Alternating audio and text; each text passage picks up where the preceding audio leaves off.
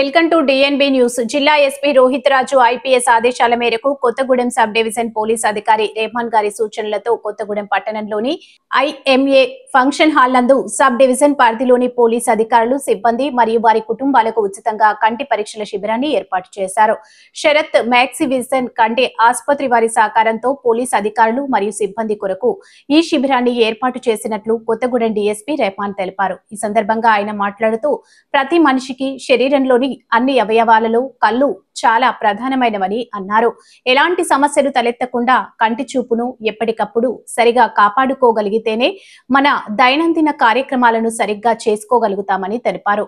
Police అధికారులు, సిబ్బంది మరియు కుటుంబ సభ్యులు ఈ అవకాశాన్ని సద్వినియోగం చేసుకుని ప్రతి ఒక్కరూ కంటి పరీక్షలు చేయించుకోవాల్సిందిగా కోరారు. అనంతరం ఈ కార్యక్రమంలో సుమారుగా 300 మందికి పైగా కంటి పరీక్షలు, స్క్రీనింగ్, డిస్టెన్స్ విజిబిలిటీ టెస్ట్ చేయించుకున్నారు.